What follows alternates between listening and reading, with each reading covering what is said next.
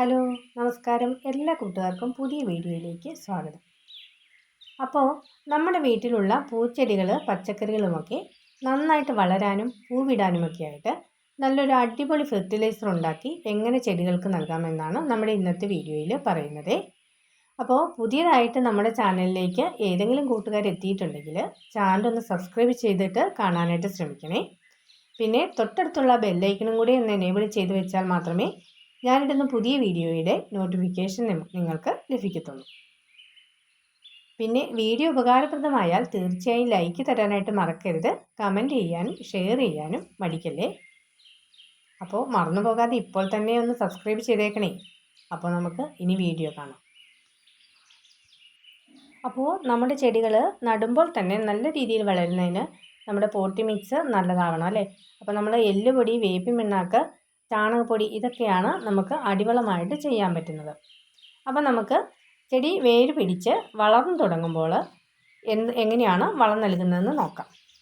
നമ്മൾ സാധാരണ ചെടികൾക്ക് വളരാനും പൂവിടാനും ഒക്കെ ആയിട്ട് NPK വളമാണ് കൊടുക്കാറല്ലേ. അതായത് നൈട്രജൻ, ഫോസ്ഫറസ്, പൊട്ടാസ്യം അടങ്ങിയ വളങ്ങളാണ് ചെടികൾ വളരാനും പൂവിടാനും ഒക്കെ ആയിട്ട് നമുക്ക് കൊടുക്കേണ്ടത്. അപ്പോൾ നമ്മളിപ്പോൾ ലിക്വിഡ് രൂപത്തിലാണ് വളം നൽകാനായിട്ട് പോകുന്നത്. അപ്പോൾ അതിനായിട്ട് ഞാനിവിടെ എടുത്തിരിക്കുന്നത് എല്ലുപൊടിയാണ്. ഇനി എല്ലുപൊടിയുടെ കൂടെ ചേർത്ത് കൊടുക്കുന്നത് വേപ്പിൻ പിണ്ണാക്കാണ്. വേപ്പിൻ പിണ്ണാക്ക് കീടത്തിൻ്റെ ഉപദ്രവങ്ങളെ വളരെയധികം തടയുന്നതിന് വേണ്ടിയിട്ട് സഹായിക്കും. പിന്നെ നമുക്ക് അതിലേക്ക് വേണ്ടത് ചാണകമാണ്, പച്ചച്ചാണകം. അപ്പോൾ എനിക്ക് ചാണകം കിട്ടാത്തതിൻ്റെ പേരിൽ ഞാൻ എടുത്തിരിക്കുന്നത് ശീമക്കൊന്നയുടെ ഇലയാണ്. ശീമക്കൊന്നയുടെ ഇല അരച്ചാണ് എടുത്തിരിക്കുന്നത്. അപ്പോൾ അതുകൂടി ഇതിൻ്റെ കൂടെ ചേർത്ത് കൊടുക്കാം. ഇനി നമുക്ക് അതിലേക്ക് ആവശ്യത്തിന് വെള്ളവും കൂടെ ചേർത്ത് കൊടുക്കാം. എന്നിട്ട് നമുക്കിതെല്ലാം കൂടെ നന്നായിട്ടൊന്ന് ഇളക്കി യോജിപ്പിക്കാം. നമ്മൾ ഇളക്കുന്ന സമയത്ത് ക്ലോക്ക് വൈസായിട്ട് വേണം ഇളക്കുന്നതിന് വേണ്ടിയിട്ട്. അപ്പോൾ നമുക്കിങ്ങനെ ഇളക്കിയിട്ട് ഒരു 3 ദിവസം ഇത് പുളിപ്പിക്കാനായിട്ട് വയ്ക്കാം. 3 ദിവസം കഴിഞ്ഞ് ഇടയ്ക്ക് നമ്മൾ ഇത് എല്ലാ ദിവസവും ക്ലോക്ക് വൈസായിട്ട് തന്നെ ഇളക്കി കൊടുക്കണം. പിന്നെ നമുക്ക് ഇത് പുളിച്ച ശേഷം 5 ഇരട്ടി വെള്ളം ചേർത്തിട്ട് നമുക്ക് എല്ലാ ചെടികളുടെയും ചുവട്ടിൽ ഒഴിച്ചു കൊടുക്കാം. ചെടികൾ നന്നായിട്ട് വളരുന്നതിന്, പൂവിടുന്നതിനൊക്കെ ഇത് വളരെയധികം സഹായിക്കുന്ന ഒരു വളമാണ്. പിന്നെ നമുക്ക് ഈ എല്ലുപൊടി, ചാണകപ്പൊടിയൊക്കെ കൂടെ പുളിച്ച് കഴിയുമ്പോൾ ഇതിനൊരു ഒരു മോശം സ്മെല്ലാണ് ഉണ്ടാകുന്നത്. അപ്പോൾ നമ്മൾ മിക്കവാറും ചെടികളൊക്കെ നടുന്നത് വീടിൻ്റെ മുൻവശത്തൊക്കെ ആയിരിക്കുമല്ലോ. അപ്പോൾ ആ മണം ഒഴിവാക്കുന്നതിന് വേണ്ടിയിട്ട് നമുക്ക് ചെടികൾക്ക് നൽകാനായിട്ട് മറ്റൊരു കാര്യം ചെയ്യാം. അപ്പോൾ നമ്മൾ വൈകുന്നേരം ഈ വളം ഇങ്ങനെ കൂട്ടി വെച്ച ശേഷം പിറ്റേ ദിവസം വൈകുന്നേരം ആകുമ്പോഴത്തേക്കും നമുക്കിത് ഡയലൂട്ട് ചെയ്ത് ചെടികൾക്ക് കൊടുക്കാം. അപ്പോൾ ഒരുപാട് പുളിക്കാതിരിക്കുമ്പോഴത്തേക്കും ഇതിന് അത്രയും ഒരു ദുർഗന്ധം വരത്തില്ല.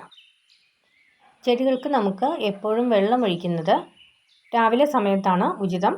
അപ്പോൾ വൈകുന്നേര സമയങ്ങളിൽ നമ്മൾ വെള്ളം ഒഴിക്കുമ്പോൾ അതിൻ്റെ ഇലയിൽ വെള്ളം തങ്ങി നിൽക്കുമല്ലോ. അപ്പോൾ ഇതിന് ഫംഗസ് രോഗം കൂടുതലായിട്ട് കണ്ടുവരാറുണ്ട്. പിന്നെ നമ്മൾ ചെടികളിലേക്ക് ചുവട്ടിലേക്ക് കുത്തി ഒഴിക്കാതെ വെള്ളം തളിച്ചു കൊടുക്കുന്നതാണ് നല്ലത്. പിന്നെ ഇതിൽ കീടത്തിൻ്റെ ഉപദ്രവങ്ങളൊക്കെ ചെടികളിൽ കൂടുതലായിട്ട് കാണുമ്പോൾ നമുക്ക് നീം ഓയിൽ, സോപ്പ് ലായനി മിശ്രിതം ചെടികൾക്ക് തളിച്ചു കൊടുക്കാവുന്നതാണ്. അപ്പോൾ നമ്മുടെ ഇന്നത്തെ വീഡിയോ ഇത്രയേ ഉള്ളൂ. വീഡിയോ എല്ലാവർക്കും ഉപകാരപ്രദമായെന്ന് കരുതുന്നു. അപ്പോൾ പൂച്ചെടികളൊക്കെ ഇഷ്ടപ്പെട്ട കൂട്ടുകാരുണ്ടെങ്കിൽ ഈ വീഡിയോ ഒന്ന് ഷെയർ ചെയ്തെത്തിക്കാനായിട്ട് മറക്കല്ലേ. അപ്പോൾ വീഡിയോ തീർച്ചയായും ലൈക്ക് ചെയ്യാനായിട്ട് മറക്കരുത്. സബ്സ്ക്രൈബ് ചെയ്ത ശേഷം ബെല്ലൈക്കണും കൂടെ ഒന്ന് എനേബിൾ ചെയ്ത് വെക്കണേ. അപ്പോൾ കൂടുതൽ ടിപ്സുകളുമായിട്ട് അടുത്ത വീഡിയോയിൽ വീണ്ടും കാണാം. അപ്പോൾ ഇതുവരെ വീഡിയോ കണ്ട എല്ലാവർക്കും നന്ദി.